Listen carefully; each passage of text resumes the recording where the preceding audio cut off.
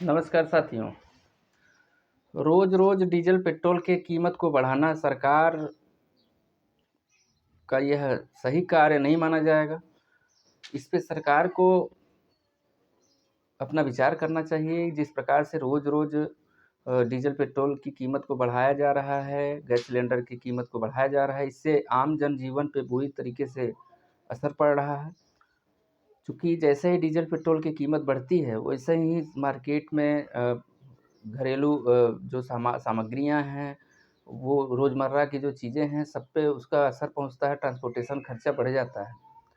सरकार बढ़ा क्यों रही है, ये समझ में किसी को नहीं आ रहा है। बस लोग इस उम्मीद में हैं कि सरकार बढ़ा रही है, ये तो इसको घटा भी देगी, तो बढ़ा रही है 40-50 रुपया।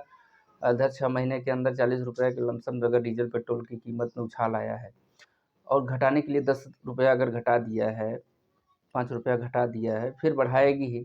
लेकिन एक बार बढ़ाने के बाद जो ज़रूरी चीज़ें हैं, जैसे किराया है, अगर ऑटो रिक्शा का किराया देखा जाए, बस का किराया देखा जाए, किसी भी चीज़ का कमर्शियल किराया भाड़ा अगर देखा जाए, अगर कोई अगर कीमत बढ़ गई तो बढ़ी हुई कीमत के हिसाब से किराया बढ़ जाता है।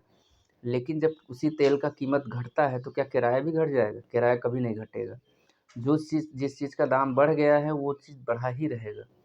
लेकिन उससे सरकार को कोई लेना-देना नहीं है, यानी कि आम जनता के विषय में सोचने वाला कोई है ही नहीं।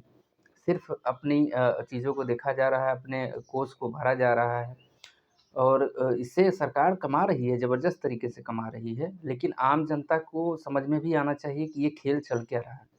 इस खेल को समझने के लिए एक छोटी-सी कहानी आपके सामने प्रस्तुत कर रहा हूँ कि एक राज्य में एक बनिया रहता था। वह अपने पूरे राज्य को रोटी बेचता था। उसकी रोटी की कीमत 5 रुपए होती थी।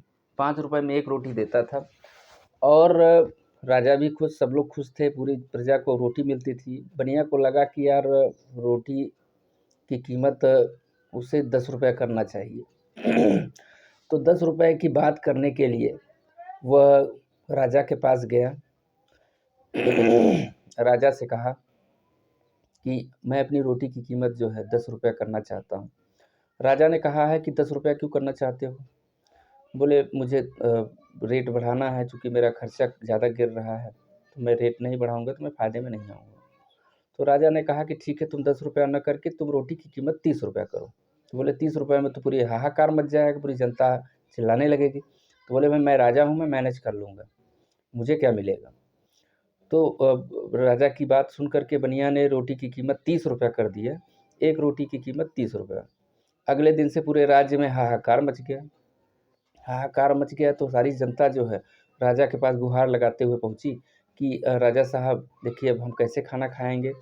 रोटी की कीमत अचानक इतना बढ़ा दिया गया, 30 रुपया कर दिया गया। तो राजा तुरंत जो है खड़े हुए, बोले उस गुस्ताख को अपनी सेना को जो है आदेश दिया कि उस गुस्ताख को तुरंत हमारे सामने प्रस्तुत किया जाए। उस बनिए को प्रस्तुत किया जाए। बनिया को प्रस्तुत किया जाता है राजा के समक्ष और राजा बोलते हैं कि तुमने रेट बढ़ा दिया बिना किसी से पूछे, मुझसे क्या तुमने सलाह-मशवरा किया? बनिया ने कहा कि बनिया सुनता रहा।